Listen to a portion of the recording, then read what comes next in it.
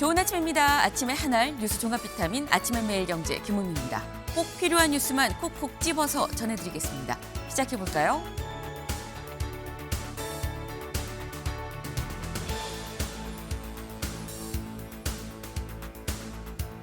매일경제 1면입니다. 미 관세 폭풍 이제 반도체 차례다. 라는 소식입니다. 이 한미 관세 협상 때 상호 관세 15%로 양국 합의를 봤었죠. 근데 반도체에 대해선 정확히 몇 %다가 아니라 대만에 비해서 불리하지 않은 수준 정도를 약속을 받았었습니다. 그런데 어제 트럼프 대통령, 여기 같이 볼까요? 미국을 경유해서 중국으로 수출하는 엔비디아 AI 칩부터, 그러니까 반도체 칩에 대해선 25% 관세를 부과하겠다라고 포고문을 발표를 했습니다. 이렇게 되면 가까운 시일 내에 이거 광범위하게 적용을 한다고 하는데 우린 어떻게 되는 거야? 라는 얘기가 나올 수밖에 없겠죠. 반도체발 관세 폭풍이 또 시작인 건가? 라는 생각이 좀 드네요. 다음 기사 볼까요? 중앙일보입니다. 원화값 오죽했으면 초유의 미국이 구두 개입에 나섰다. 라는 소식입니다. 네. 원달러 환율 1,500까지 가는 거 아니야? 라는 우려가 요즘 계속해서 나오고 있죠. 그런 가운데 구윤철 부총리가 환율에 대해 언급을 해도 귀가 쫑긋할 판에 이 미국의 재무장관 스콧 베선트가 직접 뭐라고 얘기를 했느냐 우리나라 환율에 대해서 여기 같이 보겠습니다. 베선트 장관 지난 14일 자신의 SNS 계정에 최근 원화 평가절하는 한국의 이 견고한 경제 기초 여건과 부합하지 않는다라는 글을 올렸어요.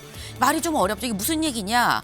원화 가치 하락, 한국의 이 경제 펀더멘털이 튼튼하고 견고하기 때문에 이거 지금 이 원화 가치 하락하는 게 이 맞는 상황은 아니에요라고 얘기를 한 겁니다. 다시 말해서 한국 튼튼해. 걱정하지 마. 달러에 매달리지 않아도 돼라는 얘기를 한 겁니다. 이거는 사실 말 그대로 나와 있죠. 초유의 우리나라 외환 시장에 미국이 구두로 개입을 한 상황이다라는 거예요. 다만 그럼에도 불구하고 효과는 좀 약했던 것 같다라는 얘기도 같이 나옵니다. 이 얘기 잠시 뒤에 저희 대담으로도 좀 같이 짚어봅니다. 다음 기사 볼까요? 한겨레입니다.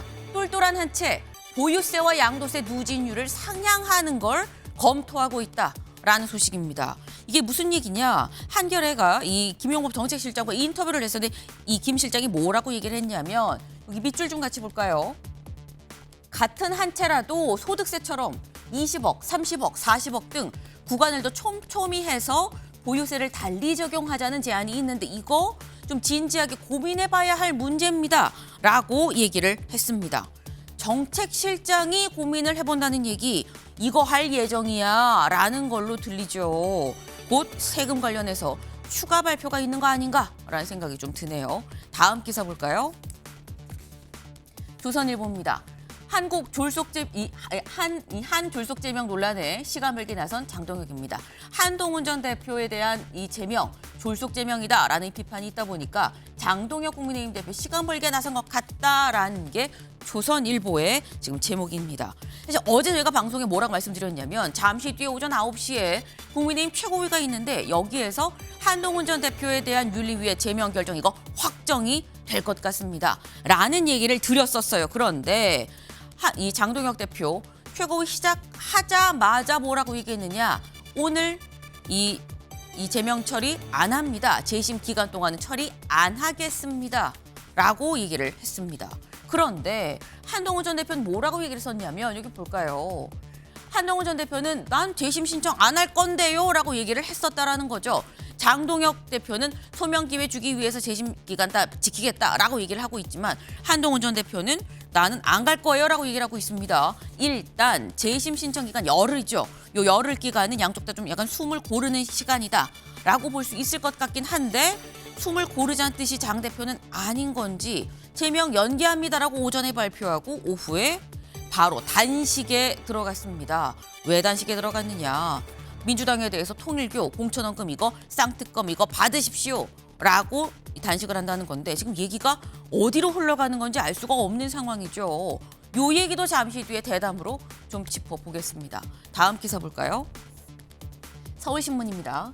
경찰 1억 공천 헌금 강선우 의원 20일 소환하기로 했다라는 소식입니다. 네, 경찰이 공천 헌금을 받은 의혹을 받고 있는 강선우 의원에 대해서 드디어 소환 날짜를 잡았습니다. 오늘 20일 다음 주 화요일 날 불러서 조사를 한다라는 건데 강선 의원은 사무국장이 받아서 돌려주라고 지시를 했다라는 건데 어제 조사를 받은 김경식 의원은 난 보좌관이 없을 때 강 의원한테 직접 줬어요 카페에서 라고 얘기를 하고 있죠. 그래서 두 사람 대질신문 얘기가 또 나옵니다. 요 얘기도 잠시 뒤에 대담으로 좀 짚어봅니다.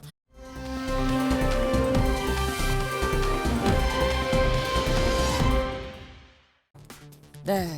뭐 사진 이렇게 뿌예 내 눈이 침침한가라고 생각하시는 분 많으실 것 같아요. 이게 사진이 안 좋은 게 아니고요. 눈이 침침하신 게 아니라 실제로 어제 미세먼지가 심해도 너무 심해서 안 보이는 상황이었었다라는 거죠. 이게 지금 남산에서 내려다보는 이 서울의 경치인 건데 아마 지금 이분도 서울 경치를 찍는다기보다는 와 미세먼지 이렇게 심해라고 하면서 미세먼지를 찍는 게 아닌가라는 생각이 좀 듭니다.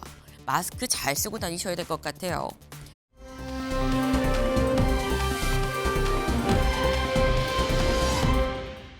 눈길을 가는 기사가 있어서 이것도 하나 좀 갖고 와봤습니다.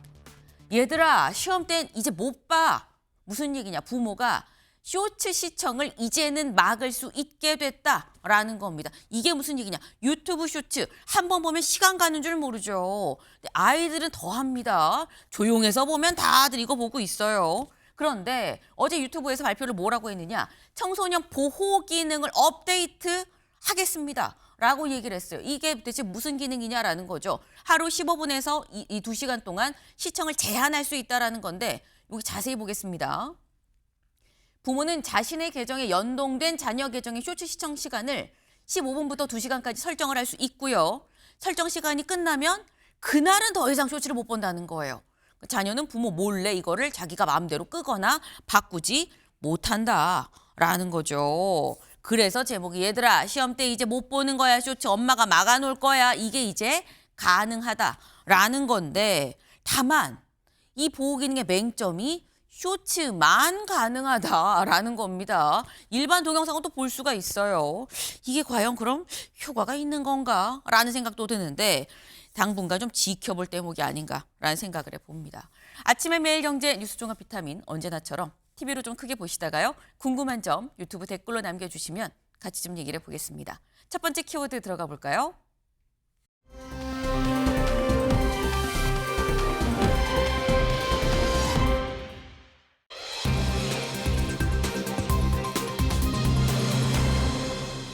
기사 보겠습니다.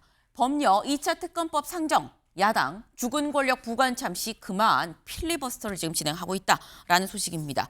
어제 민주당을 비롯한 범여권에서 2차 특검법을 상정을 했습니다. 근데 여기에 대해서 국민의힘과 개혁신당은 뭐라고 얘기를 했느냐. 2차 특검이 필요한 게 아니라 여기 나와 있죠. 필요한 건 통일교와 공천원금 특검이다라고 얘기를 하면서 반대 입장을 분명히 하고 있습니다. 당연히 야권에서 필리버스터에 나섰는데 1번 주자가 천하람 개혁신당 원내대표였는데 뭐라고 얘기를 했는지 직접 들어보시죠. 우리 위원회에서 심사한 법률안은 윤석열, 김건희에 의한 내란 외환 및 국정농단 행위의 진상규명을 위한 특별검사 임명 등에 관한 법률안을 상정합니다.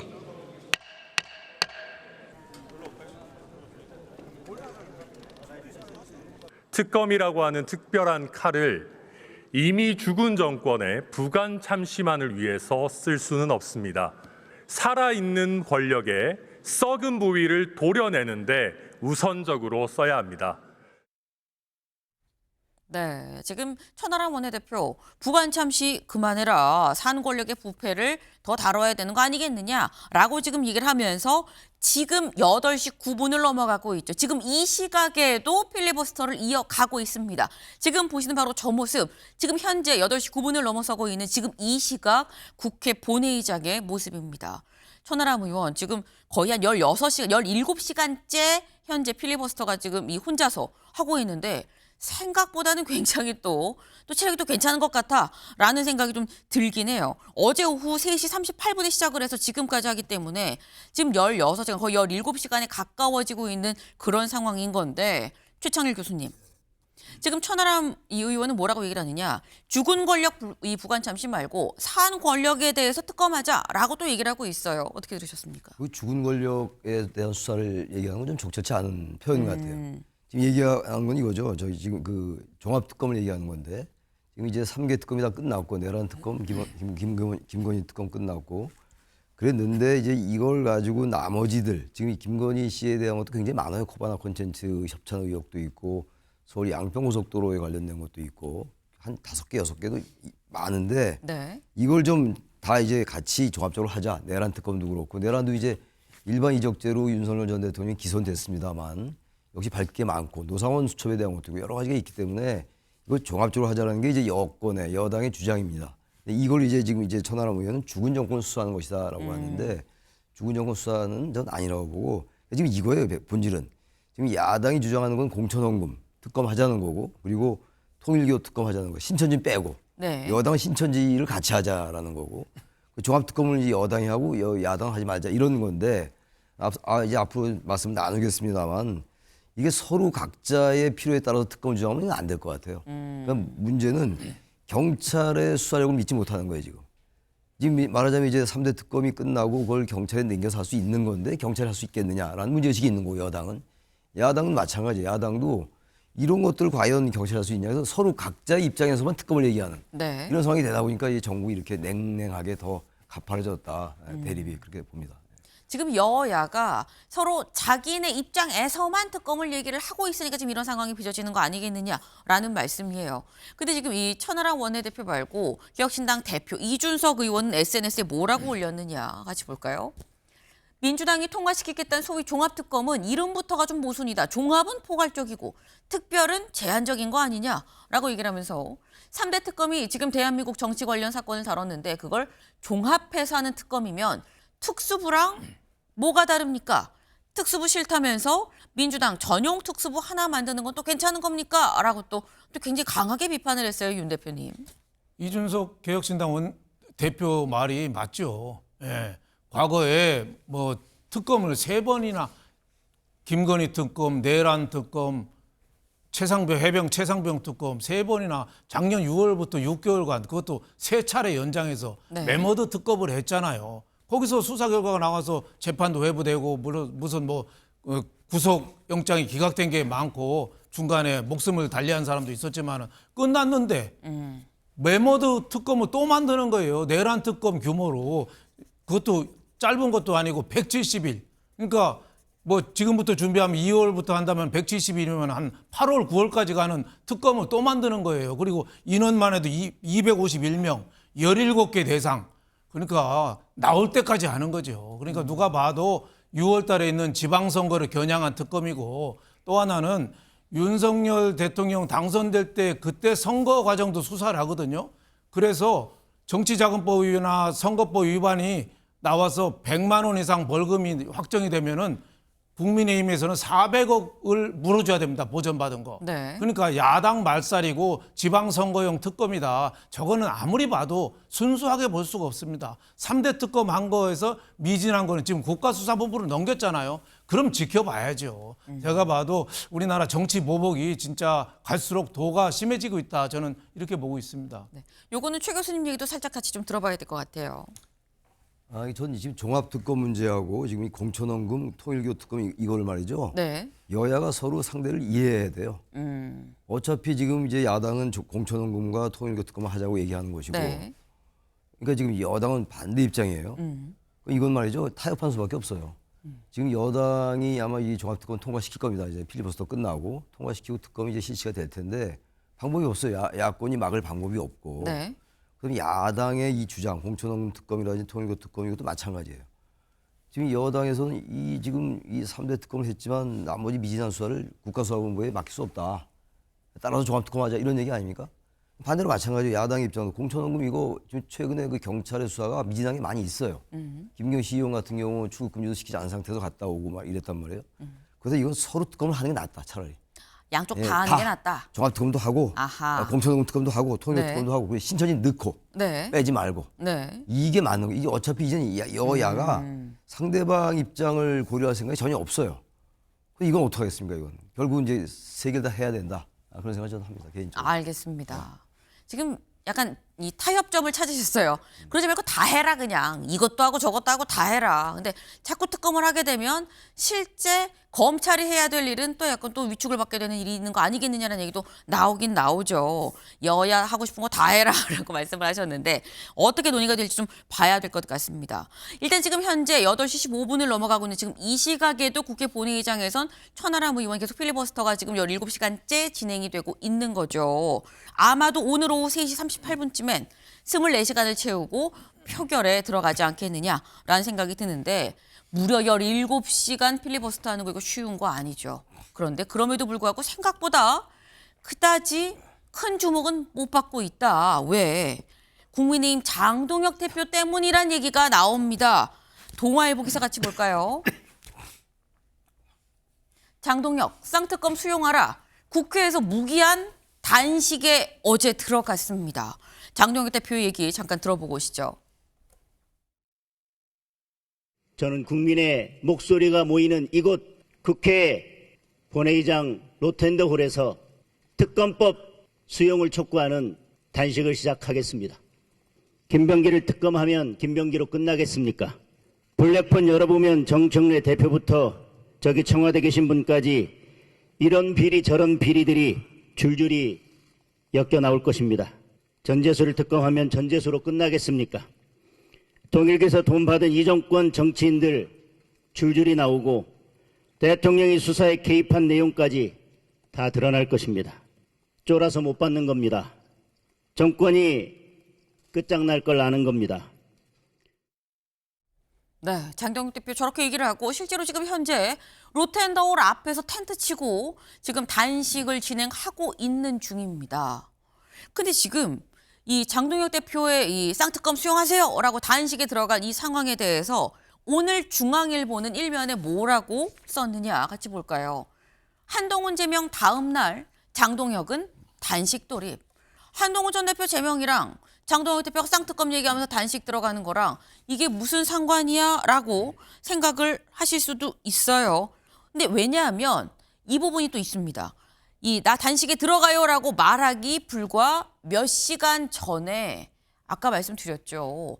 어제 예상됐었던 한동훈 전 대표에 대한 제명 이거 재심 기간 다 지키고 다음에 할게요. 이 제명을 연기했거든요. 그 얘기도 같이 들어보고 오실까요? 저는 윤리 결정이 사실관계에 부합한 제대로 된 결정이 나오려면 당사자가 직접 윤리위에 출석해서 어떤 사실이 맞는 것이고 어떤 사실은 다른 것인지에 대해서 충분히 밝힐 필요가 있다고 생각합니다. 그래서 저희 최고위원회에서는 한동훈 대표에게 제대로 된 소명 기회를 부여받아서 이 절차가 마무리될 수 있도록 재심의 기간까지는 윤리 결정에 대해서 최고위의 결정을 하지 않겠습니다. 네. 이게 윤영걸 대표님. 타이밍이 좀 묘하다라는 얘기가 좀 나옵니다. 오전에 제명 연기 얘기를 하고요. 그리고 한 6시간쯤 지났나? 그리고 오후에는 그 쌍특검 얘기하면서 단식에 갑자기 들어갔거든요. 이거 어떻게 보십니까? 그러니까 제가 보기에는 단식이 어느 정도 정치적인 효과는 있을 거예요. 뭐 대표가 목숨을 걸고 하는 거니까 효과는 있지만은 제가 보니까 타이밍이 좀 많이 늦었다. 제가 보기에는 2차 종합특검이 굉장히 악법이거든요. 제가 보기에는 하다못해 오세훈 서울시장도 수사 대상입니다. 지방선거 앞두고. 그래서 이걸 막아야 되려면은 작년 12월 달에 2차 종합특검 얘기 나올 때부터 단식을 시작해야 되는데 지금 너무 늦었어요.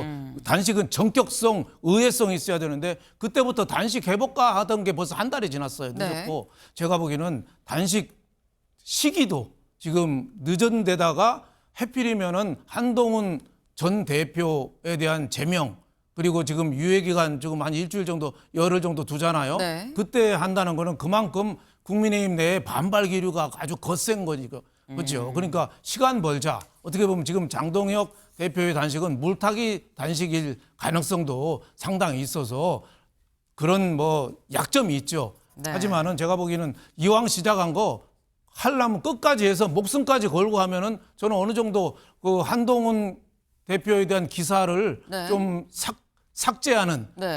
뉴스 감소시키는 그런 어느 정도 효과는 있을 건데 그거는 목숨을 걸었을 때 나오지 네. 며칠 설렁설렁하고 나오면은 오히려 더 악화될 거다 저는 이렇게 보고 있습니다. 지금 한동훈 전 대표에 대한 이 제명과 관련한 당내 논란이 진짜 목숨 걸고 단식하면 이것도 다 덮을 수도 있다라는 그런 말씀이에요. 그걸로 오히려 이제 딛고 앞으로 나아갈 수도 있다. 근데 정말 진짜 죽을 각오로 하지 않으면 안 된다라는 그런 말씀인데 사실 어제 아침 최고위에서 제명 결정 이거 연기하겠습니다. 재심 기간 열흘 요거 다 보장할게요. 그러니까 나와서 소명하십시오라고 얘기를 했을 이 발표부터 약간 의외인데라는 얘기가 나왔습니다. 왜? 재심 기간을 다 보장하고 일단 얘기를 듣겠다라는 얘기. 그럼 이거 재심을 통해서 다시 한번 살린다는 건가? 번복할 수 있는 가능성이 있다는 건가?라는 건데 중앙일보의 오늘 만평 같이 볼까요? 보면 여기 지금 장동혁 대표죠. 그리고 여기는 한동훈 전 대표입니다. 지금 이 배가 지금 두 쪽이 났죠. 이른바 국민의힘이라는 배가 두 쪽이 난 가운데 재심 기회라는 손을 내밀었다라는 건데 근데 이 만평의 제목이 뭔지 같이 볼까요? 헤어질 재심, 헤어질 결심은 아니고요. 헤어질 재심이냐. 근데 약간 이 최 교수님 결국 재심 기회를 주긴 주지만 답정너인 거 아니야? 라는 얘기인 것 같아요. 장동혁 대표의 속마음은 정해져 있을 거예요. 아마 재심을 한동훈 전 대표가 신청도 안 할 것이고 이미 얘기했잖아요. 이미 정해진 방향에 굳이 재심을 청구할 이유가 없다라는 얘기를 했고 좀 만평의 그림이 정확히 맞다고 저는 생각하고 단식 잠깐 말씀하셨는데 단식이 명분이 좀 약해요. 특검을 받아라고 이제 단식을 하는 건데 물론 이제 김성태 전 원내대표 같은 경우가 드루킹 이제 관철시켰죠. 네. 특검 이제 단식해서 관철시켰는데 이 시기에 아까 말씀하신 것처럼 장동혁 대표가 굉장히 당에서 몰리고 있어요 지금. 한동훈 전 대표를 완전히 제명을 했기 때문에 원로도 그렇고 소장파도 그렇고 당의 어떤 그 중립지대에 있는 의원들로부터도 이제 반발을 하고 있고 이런 상황이기 때문에 이걸 한번 모면하려는 그런 정치적 전략이 전 상당히 깔려 있다라고 봐요. 단식이라는 게 만만한 건 아니거든요. 목숨을 걸어야 되는 것이기 때문에 기사화 될 수밖에 없어요. 그리고 이제 그래서 이게 얼마나 이제 그 동력을 받을지 탄력을 받을지 모르겠습니다만 적어도 일주일 이상 가면 기사가 집중될 수가 있죠. 특검에 대한 여러 가지 얘기가 다시 또 조명될 수가 있는 것이고 어쨌든 그런 거 노린 거겠지만 아무튼 단식의 명분치고는 아까 윤 대표님이 이제 시기를 말씀하셨는데 전반적으로 이 장동혁 대표가 자신의 당내 리더십의 위기를 돌파를 하는 게 아닌가 일단 그런 생각부터 들거든요. 뭔가 정말 절박하고 절실하고 이 한국 정치를 위해서 그런 투쟁이라는 느낌이 별로 안 들어요. 현재로서는 그렇기 때문에 제가 볼 때 크게 반향을 일으키긴 좀 쉽지 않을 거다. 그 대신 그 보름 이상 간다면 네. 과거 YS가 1983년도에 23일 단식했거든요. 네. 그 정도의 절박함이 있는 것일까? 그건 아니라고 좀 보기 때문에 두고 봐야 될 것 같습니다. 예. 지금 당내 논란을 피하기 위한, 덮고 가기 위한, 돌파하기 위한 단식인 거 아니겠느냐 그런 의심을 지울 수가 없다라고 지금 말씀을 하셨는데 사실 당내에서 한동훈 전 대표에 대한 이 제명 결정을 두고 굉장히 많은 말들이 나왔었죠. 어제 의총이 또 있었습니다. 의총에서도 이런저런 얘기들이 많이 나왔는데 직접 들어보실까요? 오늘 비공개 논의 시간에는 여러 의원님들이 근래의 의원총회에서는 보기 드물게 많은 의원님들께서 의견을 주셨습니다. 당원 게시판 사건에 대한 윤리위원회의 결정에 대한 의원님들께서 의견을 많이 개진하셨다 말씀을 드리겠습니다. 한동훈 대표 정책 소명 부족했습니다. 윤리의 처분 과했습니다. 우리가 냉정을 되찾아야 됩니다. 책임을 묻되 정책을 수습하고 상처를 봉합하고 그리고 갈등된 당, 분열된 당을 하나로 모아가는 게 그게 바로 리더십. 네, 양쪽 다 그만하시고 정치적으로 좀 타협을 하세요라는 목소리들이 굉장히 많이 나왔었다라는 거죠. 제명 처분도 과하고 그렇다고 아무 얘기 안 하고 그냥 있는 이 한동훈 전 대표도 좀 문제다라는 약간 이 중간자적인 이런 목소리들도 상당히 좀 많이 나왔다라는 거예요. 근데 지금 한동훈 전 대표에 대한 이 제명 논란. 근데 장동혁 대표는 단식을 선언하고 이미 로텐더홀로 지금 텐트 속으로 들어가 버렸기 때문에 어떻게 보면 공은 한동훈 전 대표한테 지금 넘어온 상황입니다. 근데 한동훈 전 대표 여기에 대해서 뭐 가타부터 단식 이후에 별다른 얘기가 없는 상태인데 어제 자신이 운영한 이 플랫폼이죠. 한 컷에 뭐라고 올라왔느냐. 이렇게 올라왔어요. 모두 힘내세요 라고 얘기를 하면서 이 Still Crazy After All These Years 이 노래를 올리면서 이거 옛 연인은 우연히 만난 얘기를 하는 노래인 건데 저도 좀 자주 듣습니다. 이거 들으시면서 편히 주무세요 라고 이 노래와 함께 글을 올렸다라는 거죠. 지금 약간 제명당할 위기인데 옛 연인을 우연히 만난 얘기를 하는 노래 이런 거를 들어보라고 지금 제안을 한다고라는 건데 가사를 그래서 제가 좀 찾아봤습니다. 어떤 가사냐. 오래된 사랑을 만났어요. 어젯밤 거리 위에서 우리는 지난 날에 대해 얘기를 나눴습니다. 오랜 세월이 지났지만 우린 여전히 푹 빠져 있어요. 지나간 세월을 그리워합니다. 저는 걱정하지 않을 거예요. 들리시나요? 바로 이 노래입니다. 네. 우연히 옛 연인을 만났고 다시 만나도 여전히 좋아요. 지나간 세월을 그리워합니다. 라는 노래인 건데 윤영걸 대표님. 우연히 만난 옛 여인 장동혁 대표입니까? 뭐 그렇게 저는 생각합니다. 네. 제가 저 노래를 한동훈 전 대표가 들은 거는 저 폴 사이먼이 뭐 자기 아내를 위해서 뭐 만들었다는 곡인데 저게 옛날에 따뜻했던 시절을 그리워하는 뭐 그런 거잖아요. 네. 그래서 과거에 장동혁 대표가 과거에 한동훈 전 대표의 측근 중에 측근이었잖아요. 그쵸. 핵심 측근이었잖아요. 지금은 배신해서 남이 됐지만은 저렇게 행동하는 게 어떻게 보면 측은하다. 예, 배신자다. 그렇지만은 나는 그걸 끌어안고 내 길을 가겠다. 뭐 이런 걸 표현한 뭐 그런 노래 아닌가 뭐 이렇게 생각이 됐는데 우선 뭐 그 끌어안는다고는 하지만은 제가 보기에는 가처분 소송을 당장에 하지 않을까 싶어요. 예, 그래서 가처분 소송해서 만약 인용이 되면은 저는 그게 장동혁 대표가 정치적인 위기로 돌 수 있다고 봐요. 네. 죽은 공명이 사마를 쫓아냈다는 얘기 있잖아요. 예, 사마 중단을 쫓아냈다. 그런 식으로 해서 지금 한동훈 전 대표는 지금은 아무 직책도 없는 백수지만은 네. 제가 보니까 가처분 인용이 저는 기폭제도 될 수 있다고 봐요.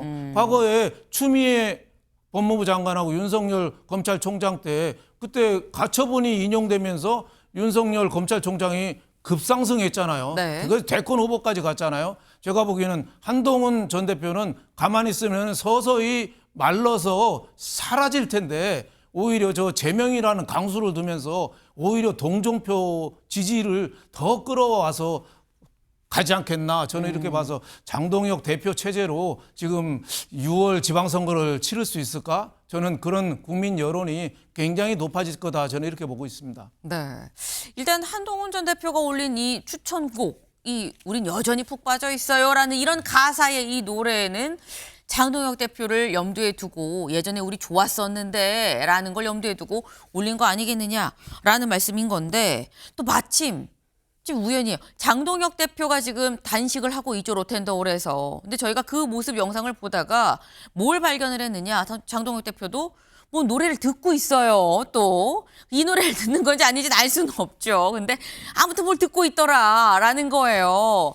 뭐 이 노래인지 아닌지는 뭐 모르긴 합니다만 일단 최창렬 교수님. 근데 일단 한동훈 전 대표 입장에서 그럼 손을 장 대표한테 내민 건가라는 생각이 좀 드는 거거든요. 우리 좋았었잖아. 뭐 모두 힘내세요라는 얘기랑 같이 지금 이걸 또 올렸어요. 근데 이거를 장 대표가 그럼 이렇게 내민 손을 잡을 것이냐라는 문제도 있죠.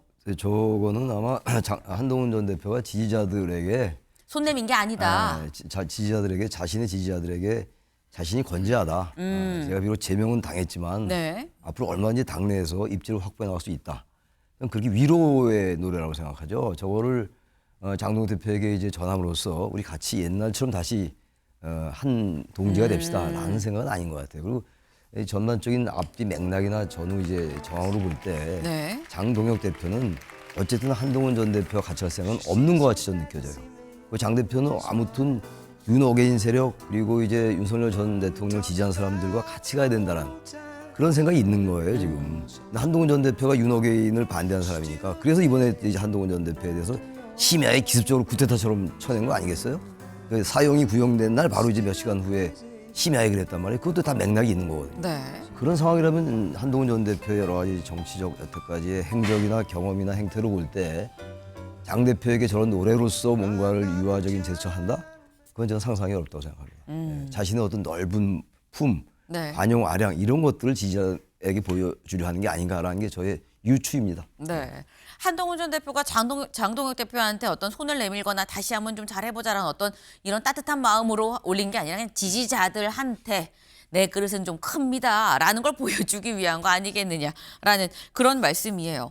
근데 장동혁 대표 뭘 듣고 있긴 있었죠. 근데 듣기만 하는 게 아니라 책도 또 봅니다. 앞에 책이 이렇게 쌓여 있었어요. 그래서 이 책이 뭔가 봤더니 이런 책들이었어요. 일단 이 일본의 잃어버린 30년 그리고 통화 환율 문제를 이 전쟁에 비유한 환율 전쟁 이야기라는 책 그리고 이 다수가 옳다는 착각이라는 거 그리고 법 입법 그리고 자유라는 이 책들을 이렇게 쌓아놓고 책을 하나하나 또 보고 있더라라는 겁니다.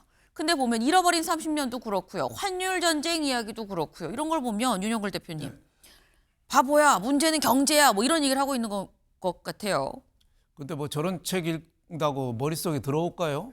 제가 보기에는 환율이나 뭐 민주주의 함정이나 그건 다 아는 얘기고 네. 진짜 장동혁 대표가 진짜 책을 읽으려면은 손자병법 같은 거. 뭐 트럼프부터 세계적인 위대한 지도자들, 기업 경영인들이 제일 많이 읽는 게 손자병법이잖아요. 네. 그게 뭐예요? 내부의 신뢰부터 찾지 않으면은 공격을 갖고 싸울 수가 없다. 내부 신뢰부터 얻어라. 근데 지금 국민의힘 내부를 저렇게 해놓고 무슨 뭐 단식한다고 무슨 의미가 있겠어요. 그래서 지피지기면 뭐 백전백태다 뭐 이런 얘기도 있잖아요. 그래서 우선 국민의힘을 추스리고 뭐 대책을 나가야 된다 뭐 이런 생각이 들고 단식을 하더라도 제가 아까 말씀드렸지만은 초나라 앙후처럼 솥단지 깨고 배를 불태웠잖아요. 군인들한테 3일치 식량만 주고 솥을 부셔버렸어요. 네. 그리고 도망갈 배도 불태워버렸어요. 그럴 정도로 처절한 각오로 단식을 해라. 예를 들면은 YS 뭐 거의 한 달 했잖아요. 83년에 우리나라 민주주의를 뒤바꿔버렸어요. 직선제 개헌을 했어요. 김성태 원내대표가 그 드루킹 특검 얻을 때도 목숨 걸고 했어요. 네. 그런 단식을 해야지. 지난번에 황교안 대표 닷새 만에 그냥 텐트 옆에서 달달 떨다가 몸져 누웠잖아요. 개인 의견입니다. 네, 네. 그런 단식은 하지 말라 이거죠. 하려면 제대로 하고 안 하려면은 오늘부터 당장 포기하고 그리고 책을 읽으려면은 좀 근본적인 문제부터 생각하는 그런 책을 좀 봤으면 좋겠다. 저는 이런 생각이 들었습니다. 네. 뭐 환율 전쟁 잃어버린 30년 이런 거 말고 근본적으로 좀 내부 단속이 안 되고 있는데 내부 문제를 해결하면 손자병법이나 이런 걸 좀 읽어야 되는 거 아니겠느냐라는 말씀이에요. 근데 지금 내부 말씀을 하셨는데 사실 이 읽는 책 중에 뭐가 있느냐? 다수가 옳다는 착각이라는 책이 있죠. 이게 뭐 다수결 민주주의의 뭐 함정을 다룬 뭐 이런 책이다라는 건데 다수가 옳다는 착각. 여기서 말하는 다수는 아마 뭐 민주당, 다수당을 얘기를 하는 거 아니겠느냐라는 건데 또 일각에서는 최창일 교수님 요 하기 직전에 의총이 있었거든요. 의창에서 굉장히 많은 의원들이 아니 제명은 너무합니다라는 다수의 목소리가 또 있었는데 그 다수인가? 라는 얘기들을 하는 분도 있어요. 저기 다수가 옳다는 착각 저게 이제 말하자면은 민주주의의 하나의 그 단점이거든요. 말하자면은 민주주의라는 게 이제 다수의 지배, 그 메조리티가 이제 지배한다. 이게 민주주의의 기본이에요. 근데 우리가 착각하는 게 다수결은 최후에 안 될 때 하는 게 다수결이에요. 가능하면 최대한 양쪽의 정파들이 생각이 다른 사람들이 자제와 관용을 발휘해서 합의를 이뤄내는 것. 그래서 양쪽이 합의를 하려면 양보를 해야지 합의가 될 거 아니겠어요. 네. 양보와 절충, 타협을 통해서 해야 되는 것인데 그게 안 될 때, 도저히 안 될 때는 마지막 수단으로 의사결정의 하나의 방법에 불과한 게 다수결입니다. 네. 그게 이제 다수결 민주주의의 함정이라는 건데 아마 그런 내용인데 저건 아마 국민의힘이 소수 정당이니까 민주당이 다수를 앞세워서 이렇게 입법, 이른바 그들이 말하는 국민의힘이 말하는 입법 독재를 함부로 하지 마라 라고 해서 저 책을 이렇게 보여준 게 아닌가. 다수가 옳다는 착각 그리고 다수결 민주주의 함정 이걸 보여준 게 아닌가 생각해요. 아마 저건 국민의힘이 장동혁 대표가 지금 민주당한테 하고 싶은 얘기를 저렇게 전달하는 게 아닌가라고 생각합니다. 네. 아주 좋은 말씀 해주셨어요. 사실 이게 다수결이라는 거는 마지막 최후에 보루어야 되는 건데 지금 정치의 전당이죠. 여의도 로텐더홀입니다. 로텐더홀에서 지금 정치가 아닌 다수결로 이루어지는 상황. 지금 이 각종 법안, 입법을 하면서도 여야 합의로 처리되는 법안을 사실 손에 꼽는 게 현실이다라는 안타까운 생각이 좀 또 듭니다. 근데 참 이렇게 이 장동혁 대표 지금 롯텐도어에서 단식을 하고 있는데 이런 장 대표한테 지금 현재 금품수수 의혹을 받고 있는 통일교로부터 금품수수 의혹을 받고 있는 전재수 의원이 자신의 SNS에 이렇게 또 얘기를 했어요. 장 대표님, 밥 며칠 굶는 거 말고 정치 생명을 거십시오. 라고 얘기를 했습니다. 근데 이거 갑자기 왜 등장한 거야 싶은데 단식의 명분으로 저를 특정하지 않았습니까? 저는 어떠한 특검도 다 받겠습니다. 저도 저희의 정치 생명을 걸겠습니다. 그러니 만약 저의 제안을 거절하시면 전재수를 끌어들인 장동혁 대표님의 단식은 그냥 국힘 내부에서 고조되는 개인의 정치적 위기를 모면하기 위한 정치 기술임을 인정하는 걸로 받아들이겠습니다. 라고 얘기를 했어요. 윤영걸 대표님. 네. 우리 같이 정치 생명 걸자. 내 제안 안 받으면 당신은 내부 위기 모면용 단식인 거야 라고 지금 얘기를 하고 있어요.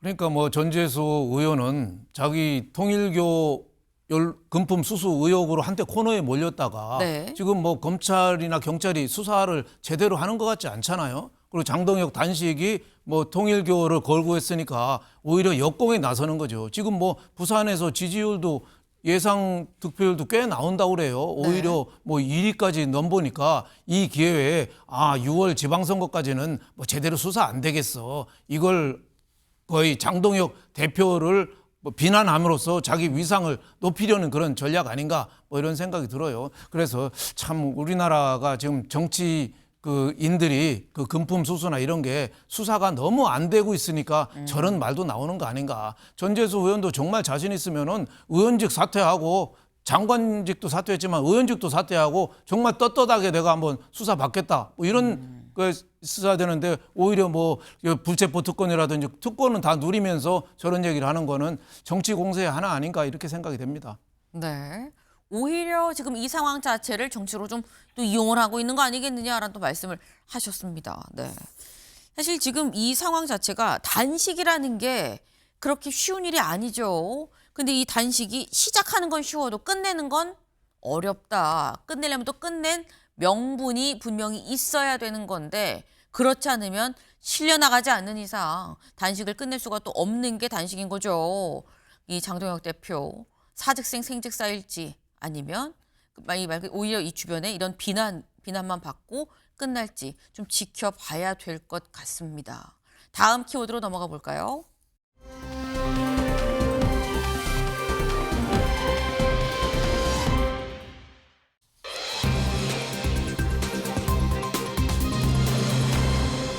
오후 2시 생중계입니다. 뭘 생중계하느냐 같이 보시죠. 오늘 윤 체포방해 혐의 1심 선고가 있습니다. 오늘 오후 2시 이 관련해서 생중계를 법원이 허용을 하면서 저희 MBN도 오늘 오후 2시에 관련 이 1심 선고 내용을 그대로 생중계를 해드릴 예정입니다.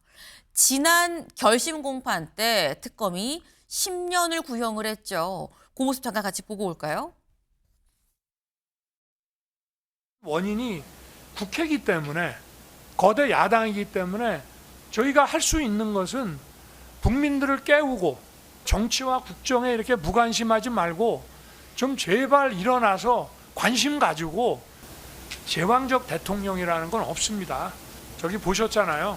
그냥 대통령이 계엄 해제했는데도 그냥 막바로 뭐 내란몰이 하면서 막 대통령 관저에 막 밀고 들어오는 거 보셨지 않습니까? 제가 뭐 1월 18일에 이 사건 구속 만기라고 그래서 집으로 돌아가겠다는 생각 거의 안 하고 있습니다. 제 아내도 지금 구속이 돼 있고 제가 뭐 집에 가서 뭘 하겠습니까? 법관이 발부한 영장의 집행을 물리력을 동원해 조직적으로 저지하도록 한 것으로 징역 5년을 선고함이 타당하다고 판단됩니다.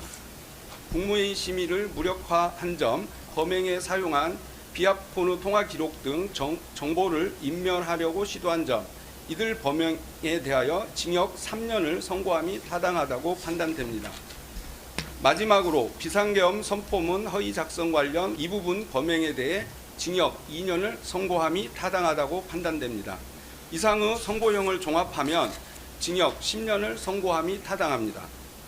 재판장님께서 보시고 변론이 재개된 만큼 이거를 바로 다시 종결하시는 것보다 시간을 조금 주시고.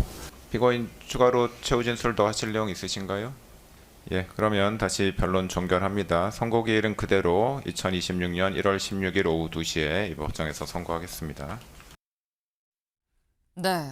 최후 진술에 이어서 사실상 이 특검이 종합 10년을 이 구형을 했는데 여기에 대해서 선고기일은 좀 미뤄주시지요라고 했지만 단칼로 예정대로 26일 오후 2시 하겠습니다. 라고 얘기를 하는 모습까지 저희가 지금 같이 봤습니다. 근데 지금 다 뭐 요게 5년, 요게 2년, 요게 3년에서 종합 10년입니다. 라고 지금 특검도 얘기를 하고 있는데 이경민 변호사님. 지금 징역 10년, 오늘이 정말 선고인 거거든요. 오늘 선고는 몇 년형을 예상을 하십니까? 일단은 그 재판이 이제 진행이 됐을 때 이제 재판을 받는 태도도 중요한데 아까 이제 뭐 최후 진술에서도 보셨다시피 사실 본인이 계엄을 선포를 한 정당성에 대해서 이야기를 하고 있거든요. 그게 이 재판에 어떻게 대응을 했는지가 좀 드러나는 대목인데 사실 이게 이제 혐의로만 봤을 때는 특수공무집행 방해가 이제 어떻게 보면 주된 내용이고 네. 그 이제 법관이 발부한 영장에 대해서 집행을 저지를 했는지 여부에 대해서 이제 판단을 받는 건데 사실 이거는 어떻게 보면 비상계엄 선포와는 조금 물론 이제 뭐 관련 사건이긴 하지만 비상계엄 선포에 대해서 뭔가 이야기를 하는 자리는 아니거든요. 이 재판에 있어서 마찬가지 태도로 임해왔습니다. 계속해서 이제 본인이 이 특수공무집행 방해, 그다음 뭐 허위 공문서 작성, 그다음에 이제 뭐 국민위원회 심의 의결권을 침해를 했는지 이 부분에 있어서 계속해서 본인은 전혀 인정하는 게 없었고 본인이 했던 행동들에 대해서 정당하다는 식으로 이야기를 해왔기 때문에 그렇다라고 할 것 같으면 재판부 입장에서도 전혀 반성을 하지 않는 이 태도에 대해서 저는 이제 감형의 여지가 없는 부분이라고 보여지거든요. 그래서 조심스럽지만 저는 구형량과 비슷한 형도의 형이 선고가 되지 않을까, 그 정도로 높은 중형이 선고가 되지 않을까 이렇게 좀 예상을 하고 있습니다. 지금 이 구형량이 징역 10년인데 그와 비슷하거나 혹은 이걸 넘어서는 선고가 나올 가능성도 있다라고 말씀을 하셨어요. 왜냐하면 그간의 태도나 본인의 인정한 이런 부분들을 봤을 때 이거는 재판부가 그다지 좋게 보지 않았을 것 같다라는 지금 그런 말씀인 건데 지금 이 오늘 오후 2시로 예정된 이 1심 선고가 법원에서 생중계 하세요. 있는 그대로 라이브로 나가도 됩니다. 라고 허락을 했다라는 거죠. 근데 기억나시나요? 사실 전직 대통령들 선고 과정이 실시간 생중계로 공개된 적이 더 있었죠. 잠깐 보고 오시죠. 박근혜 피고인에 대해서 판결을 선고합니다. 박근혜 피고인을 징역 24년 및 벌금 180억 원에 처한다. 국정원 자금 수수와 관련한 부분에 대해서는 피고인에 대해서 징역 6년의 실형과 33억 원의 추징, 공직선거법 위반에 대해서는 징역 2년의 실형을 선고합니다. 박근혜 피고인에 대한 판결 선고를 모두 마치도록 하겠습니다. 피고인을 징역 15년 및 벌금 130억 원에 처한다. 이상으로 이명박 피고인에 대한 판결 선고를 모두 마치도록 하겠습니다. 네, 박근혜 전 대통령과 이명박 전 대통령에 대해서도 선고날 이 법원이 생중계를 허용을 한 적이 있습니다. 이것처럼 오늘 오후 2시에도 윤석열 전 대통령에 대해서도 이제 1심 선고가 그대로 생중계가 된다라는 건데 사실 몇 년형이 선고가 될지 여부도 주목이 됩니다만 어떻게 보면 최창일 교수님 사실 이게 선고할 때는 지지자들이 분명히 주변에 몰리고 또 그러다 보면 이게 안전 문제가 있지 않을까라는 생각이 드는 부분이 분명히 있거든요. 지난번 며칠 전에 13일 날인가요? 그 윤석열 전 대통령 사형 구형이 내려졌잖아요. 네. 내란 재판에 관련돼서 그날도 보면 그 변론인들이 저렇게 변론할 수 있을까라고 느껴질 정도로 우리 법조인이 아닌 사람들이 봐도 말이죠. 대단히 무례한 변론, 그리고 필리버스터급 변론, 또 방청석에선 조롱이 터져나오고 이게 보면 생중계, 그건 이제 생중계는 아니었어요. 녹화해서 나중에 이제 보도가 되고 이런 건데 아마 지지자들을 의식하는 측면이 많은 것 같아요. 그렇지 않고는 그렇게 변론할 수가 없거든요. 그러니까 이제 오늘도 아마 이제 오늘 선고 날이니까 일단 1심 선고란 말이죠. 네. 선고 날이니까 그 이제 그 법정 주변에 많은 사람들이 오긴 올 텐데 지난번에도 보니까 생각보다 많이 안 왔더라고요. 점점 숫자가 줄어들어요. 이른바 아스팔트에서 그러한 구호를 외친 사람을 우리가 지금 이른바 아스팔트 우파라고 얘기하는데 그분들 윤어게인 세력들이 점점 이 동력이 떨어질 거예요. 명분도 약해질 것이고 1년이 훨씬 넘었는데 재판도 너무 길어지고 있어요 지금. 전두환 전 대통령 같은 경우는 전두환 노태우의 경우가 96년도 1월에 기소가 됐고 96년도 8월에 1심이 나왔어요. 2심은 12월에 나오고 같은 해. 네. 그런 거 보면 대단히 늦어지고 있는 거예요 지금. 아무튼 그래서 계속 이제 정치적으로 지지자들을 의식하는 이런 이제 선동 같은 것들 이런 것들이 있을 텐데 저는 점점 그 세력이 약해질 것이다라고 저는 예상을 합니다. 네. 일단 안전 문제도 있긴 있지만 하지만 생각보다 어떤 이런 지지자들의 이런 이 결속 이런 부분이 처음보다는 좀 많이 약화된 거 아니겠느냐라고 말씀을 하셨어요. 사실 지난 결심 공판 때 어땠느냐? 집회 신고는 2,300명을 신고를 했었는데 실제 참석한 건 20명 정도 남짓이었다라는 거죠. 그리고 지난 13일 이제된 이 집회 신고도 이때도 뭐 2,000명 올 거예요라고 얘기를 했었는데 실제 참석한 사람은 한 10여 명 정도였었다. 그래서 나오는 얘기가 윤영걸 대표님. 이 약간 이 이른바 뭐 윤어게인 이 세력이라고 얘기를 해야 될까요? 윤어게인 세력이 약간 좀 이제 좀 힘이 빠지는 걸까? 변호인단이 굉장히 세게 얘기하는 결국 지지자를 보고 그러는 거다라는 얘기도 있었는데도 불구하고 그런 거긴 하거든요. 제가 보기에는 그것도 물론 있겠지만은 네. 그거보다 더 큰 거는 재판의 결과가 어느 정도 좀 예측이 좀 되는 거 아닌가.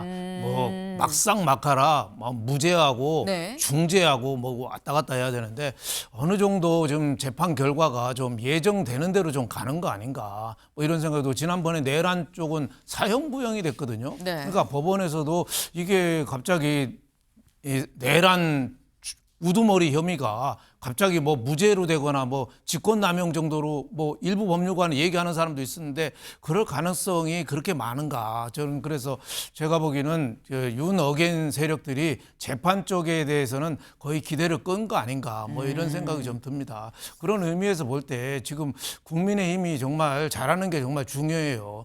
만약에 유죄가 확정이 돼서 중죄가 오늘도 뭐 상당히 형량이 나올 것 같거든요. 네. 나오면은 윤어게인 하는 사람들이 제일 목표가 윤석열 전 대통령이 사면돼서 나오는 거여야 되는데 지금 뭐 이재명 대통령 있을 때는 사면 기대하기 어렵고 만약에 민주당 정권이 또 재창출되면은 네. 제가 보기에는 그거 기대할 수 있겠어요? 그러니까 최소한 여태까지 전 대통령, 과거 대통령들은 길어야 뭐 3년, 4년 정도 살았는데 자칫하면은 10년 이상 굉장히 오래 장기수가 될 가능성도 많다. 저는 이런 생각이 좀 들었습니다. 네.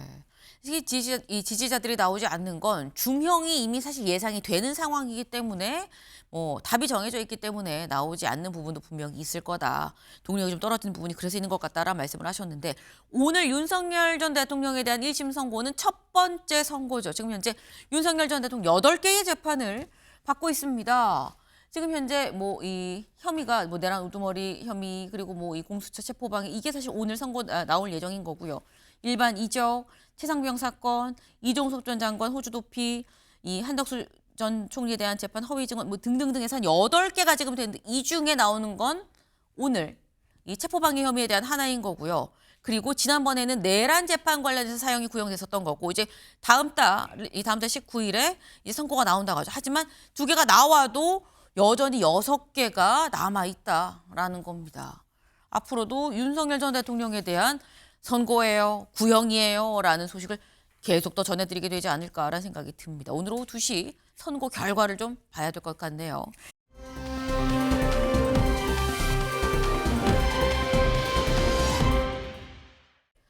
트럼프 대통령이죠. 왜 나왔느냐? 기사 같이 볼까요? 트럼프 야유, 포드 직원 정직, 온라인에선 모금 운동이 벌어지고 있다라는 소식입니다. 사실 트럼프 대통령이 이 미시건주에 있는 한 포드 공장을 방문을 했는데 여기에서 한 직원이 막 뭐라고 야유를 하니까 손가락 욕설을 한 건 사실 많이 공개가 됐었죠. 그 모습 잠깐 같이 보고 올까요?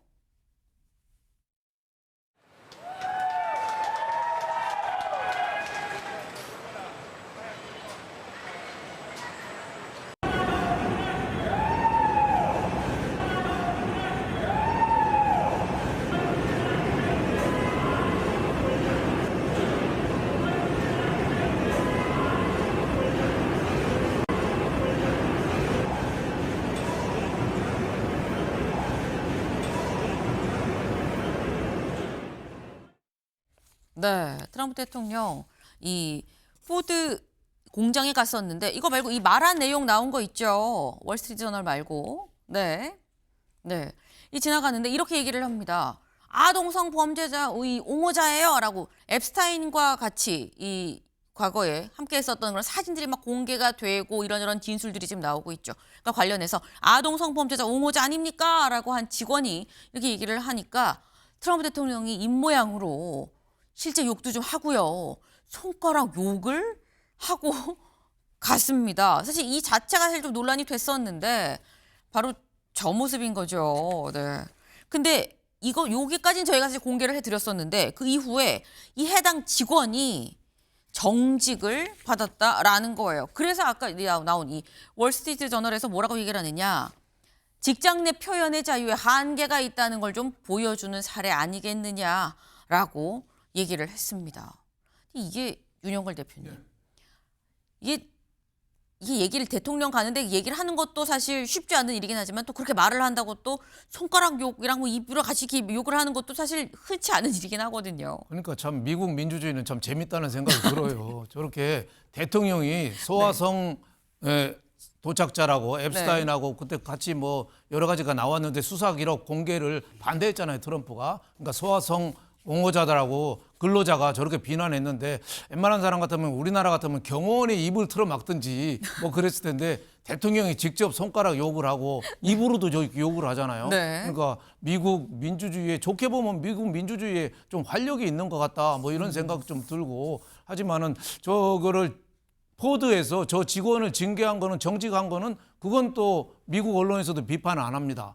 근무 시간이잖아요. 근무 시간에 자기 정치적인 행위를 한 거잖아요. 그래서 정직을 한 거는 뭐 적절한 대응이 아닌가 뭐 이런 생각이 좀 들고 미국 민주주의가 그래도 좀 힘이 있구나. 우리나라 같았으면 아마 그 자동차 회사 회장이 아마 전전긍긍했을 거예요. 우리 회사 망하나 하고. 근데 저렇게 당당하게 응하는 거 보면 미국 민주주의가 그래도 정상 궤도는 가고 있구나. 아무리 트럼프가 엉터리같이 해도 좀 저는 이런 느낌이 좀 들었습니다.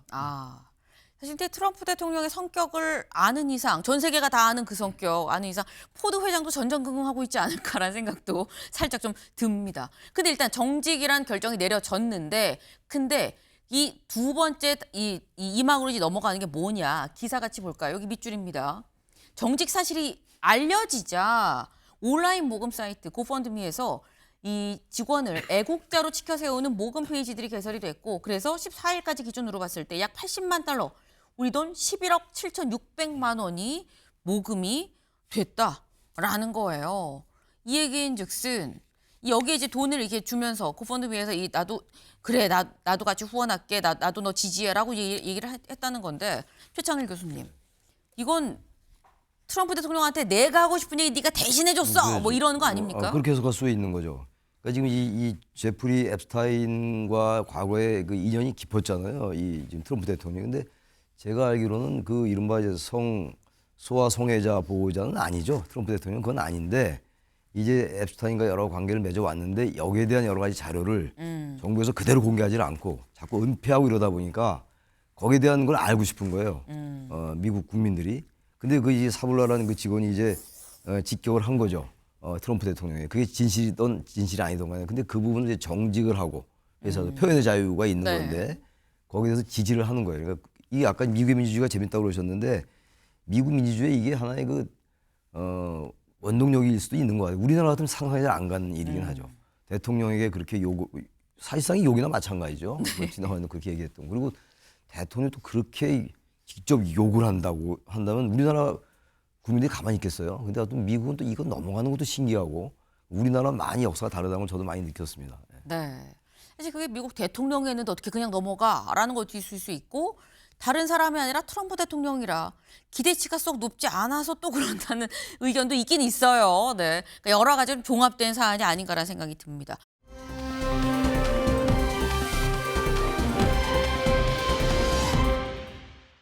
두 번째 인물. 여기도 많이 봤는데 스콧 베센트 미 재무장관이죠. 재무장관 왜 나왔느냐. 기사같이 볼까요? 원화값 오죽했으면 초유의 미 구두 개입이 나왔다라는 거죠. 아까 일면 소개하면서 말씀을 드렸죠. 이 베센트 이 재무장관이 자신의 SNS에 우리나라 외환시장 원화값에 대해서 직접 썼습니다. 뭐라고 썼나 같이 볼까요? 사실 처음 시작은 한국의 외환시장이 이렇게 시작을 한 건 아니에요. 구윤철 부총리를 만나 핵심 광물 장관급 회의를 했고 뭐 이런 농양 논의했고 뭐 얘기를 하면서 근데 내가 들어보니까 원화 가치 하락은 한국의 견고한 이 경제 펀더멘털과 부합하지 않습니다라고 하면서 내가 얘기를 해봤는데 들어보니까 그러네요라고 얘기를 하면서 원화 가치 하락의 지금 이 상황, 원 달러가 상당히 지금 이 1,500까지 넘보고 있는 이런 상황이 이게 한국이 좀 튼튼한데 지금 그게 좀 맞지 않는 상황인 것 같아요. 걱정하지 마세요라는 취지로 지금 올렸다라는 거죠. 근데 그럼 이 재무장관이 이렇게 다른 나라 이 원화 가치까지 이렇게 따진다고 구윤철 부총리가 얘기를 했나? 우리나라에서 요청을 했나 싶은데 이창용 총재가 이렇게 얘기를 했습니다. 들어보시죠. 저는 베스트 장관이 한 얘기, 한국의 펀더먼털에 비해서 환율이 너무 저평가돼 있다. 베스트 장관이 그런 얘기를 보통 안 하시는 분인데 원화에 대해서 얘기했다는 것은 우리가 아무리 하더라도 이론적으로 맞지 않으면 안 하실 텐데 그 누구나 봐도 명확하기 때문에 그 말을. 네, 이창용 총재도 얘기를 하죠. 그분이 그럴 분이 아닌데 그렇게 얘기를 했어요. 그러면 진짜 그렇다는 거 아니겠습니까? 라고 지금 얘기를 했는데 윤영걸 대표님. 네. 근데 안 하던 사람이 하니까 뉴스인 거거든요, 사실. 네, 립 서비스를 한 거죠. 네, 구윤철 경제부총리가 네. 뭐 만나서 좀 우리 환율이 이렇게 위험하니까 미국에 200억 달러씩 우리 돈으로 30조 원씩 한 10여 년간 앞으로 계속 투자하기로 했잖아요. 그러면은 돈 못 줄 수도 있다. 그러니까 좀 협조 좀 해달라 하는데 저 말을 보고 느낀 게 시장이 미국 장관보다 훨씬 한 수 우위에 있습니다. 립 서비스라는 걸 아는 거예요. 왜 환율이 뭐 우리나라 아는 총재 뭐 경제 당국자들이 환율이 너무 저평가돼 있다. 우리나라 돈이 너무 저평가돼 있다 하는데 네. 시장은 벌써 그 우에 올라가 있는 거죠. 우리나라 금리나 문제라든지 이런 게 오히려 미국보다도 더 낮잖아요. 그리고 지금 우리나라 확장 재정하잖아요. 돈의 원화의 가치가 자꾸 떨어지고 있다는 거를 우리나라 시장이나 미국 외국인 투자 자금도 아니까 자꾸 베센트 미 장관이 얘기했는데 12원 정도 환율이 우리나라 더 올랐다가 다시 원위치 돼서 어제 1,469원까지 다시 올랐잖아요. 그런 걸 보면은 구두 개입은 한계가 있다. 정말 미국하고 한다면은 미국이 정말 우리나라 환율을 안정한다면은 뭘 해야 되냐? 한미 통화 수합, 무제한으로 서로 화폐를 교환하는 거 이것만 하면 바로 안정될 수 있죠. 저런 립 서비스는 시장이 웃습니다. 네. 지금 한미 통화 수합은 하지도 않으면서 튼튼해요라고 립 서비스만 하는 거 시장이 다 알고 있다라고 지금 말씀하셨죠. 시장이 다 알고 있다라는 이 말씀은 아마도 이 기사에 또 드러나는 것 같아요. 베선트 약발 3시간도 못 갔다. 내성 생긴 시장 되러 달러 사재기에 들어가는 상황인 것 같다라는 거죠. 이게 볼까요? 지금 원달러 환율입니다. 지금 14일 오후 3시 30분쯤에 1,477.5원. 여기서 베선트의 얘기에 뚝 떨어지죠. 1,464원. 쭉뚝 떨어졌다가 1,464원 하다가 다시 올라서 69.7. 15일 오후 3시 30분에 1,469.7로 다시 올라갔다. 잠깐이었다. 3시간이 채 안 됐다라는 겁니다. 네. 근데 이게 지금 달러 사재기로 이어진다 그러면 오히려 내성이 생기는 거기만 내성이 생긴다고 한다면 안 하는 이만 못한 립 서비스 아니었나라는 생각도 또 살짝 드네요.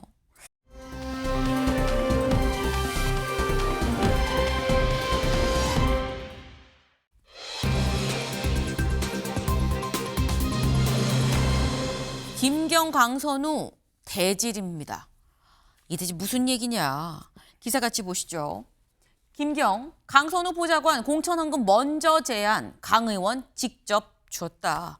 김경 시의원 어제 오전 9시에 저희가 방송하면서 말씀드렸었어요. 잠시 뒤 오전 9시에 김경 시의원 조사받으러 옵니다라고 말씀드렸고 실제로 조사받으러 와서 들어가는 모습까지 저희가 어제 방송에서 전해드렸는데 조사를 다 받고 어제 귀가를 늦은 시각에 했습니다. 잠깐 보고 오시죠.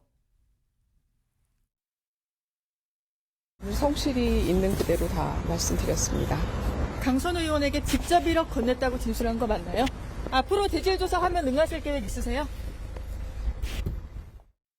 네, 살짝 정정을 합니다. 어제가 아니라 오늘입니다. 왜냐하면 새벽에 귀가를 했기 때문에 어제 오전 9시에 나와서 한참 조사를 받고 그런 다음에 오늘 새벽 1시가 좀 넘어선가요? 그때 귀가를 했다라는 거예요. 네.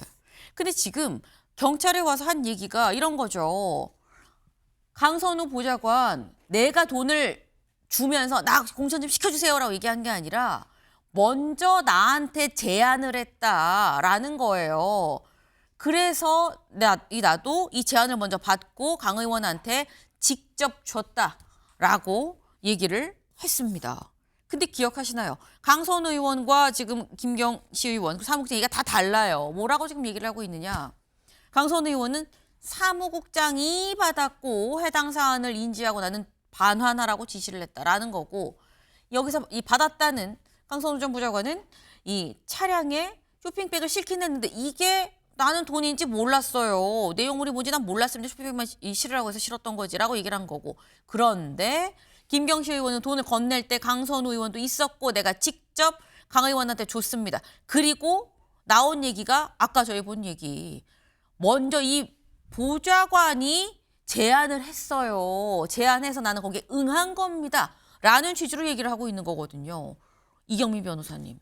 얘기가 지금 다 막 뒤죽박죽입니다. 누구 말이 맞는 건지 이제 알 수가 없어요. 그렇죠. 지금 이제 각각이 보면은 자기들한테 유리한 내용이 하나씩 담겨 있습니다. 지금 김경시 의원 같은 경우에는 자기가 이제 돈을 건넨 건 맞는데 네. 이 돈을 건넨 명목 자체가 자기가 먼저 이제 뭔가를 부탁을 하고 대가성으로 건넨 게 아니라 먼저 이제 상대 측에서 요구를 받았다라는 식으로 이제 이야기를 하고 있고 강선우 전 보좌관 같은 경우에는 돈을 받은 부분에 대해서 본인은 인지를 못하고 있었다.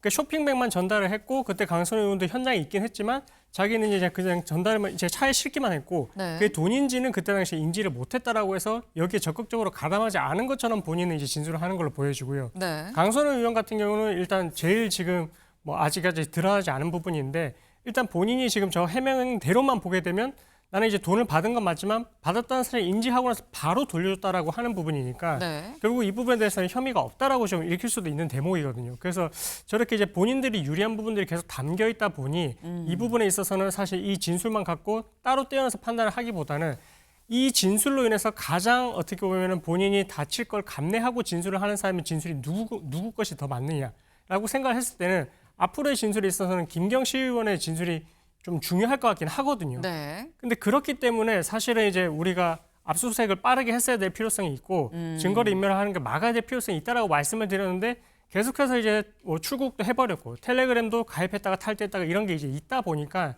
과연 김경시 의원의 저 진술도 그대로 이제 액면 그대로 믿어도 되는 것이냐 아하. 이런 지금 상황까지 와버렸다 보니까 앞으로 이 경찰 입장에서는 이 진술 신빙성이 누가 이제 더 신빙성이 있는지를 밝히는 데 있어서도 상당히 애를 먹을 것 같다. 그래서 이제 대질 조사를 하는 부분도 이렇게 시간적인 부분을 많이 확보를 해주고 누가 어떤 진술을 했는지도 다 각자가 이제 알 수 있는 상황이 됐는데 네. 이제 와서 진술을 이렇게 대질 조사를 해봤자 그게 정말 의미 있는 진술이 나올 수 있을까? 그런 부분도 좀 많이 염려가 되는 대목인 것 같습니다. 네. 저희 아까 세 명의 입장 다시 한번 볼까요?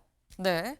근데 지금 이 나오는 얘기들 결국 다 자기 원하는 대로 자기 유리한 것만 얘기하고 있다라는 건데 이 하나씩 보면은 강선우 의원은 나는 몰랐어. 사무국장이 받았고 나중에 알았어라고 얘기를 하는데 김경시 의원은 나는 보좌관이 잠깐 자리를 떴을 때 강 의원한테 직접 줬어요라고 얘기를 하고 있죠. 이 말이 맞으면 강 의원이 거짓말을 하는 거겠죠. 강선우 전 보좌관은 나는 그게 돈인지도 몰랐어요. 쇼핑백 그냥 차에 넣으라고 해서 차에 넣었을 뿐이지 그 돈인지 몰랐어요. 라고 얘기를 하고 있는데 김경시 의원이 어제 또 한 얘기는 보좌관이 먼저 제안을 해서 나는 거기에 응해서 돈을 준 겁니다. 라고 얘기를 하고 있다는 거예요. 김경시 의원 말이 맞으면 또 이 보좌관이 거짓말을 하는 거겠죠. 그리고 또 김경시 의원은 돈을 나는 강선우 의원에 직접 줬어요. 라고 지금 얘기를 하고 있어요. 강선우 함께 있었다라고 얘기를 하다가 나중에는 카페에서 보좌관이 잠깐 자리를 비웠을 때 내가 직접 강 의원한테 줬습니다. 라고 얘기를 하고 있는데 그렇다고 한다면 만약에 강선우 의원의 이 얘기가 맞다고 한다면 나는 몰랐어요라고 얘기를 하는데 나는 직접 줬어요. 강 의원 얘기가 맞으면 김경시 의원이 또 거짓말을 하는 겁니다. 누가 진짜냐. 어느 누구 하나 믿을 구석이 하나도 없다. 라는 거죠.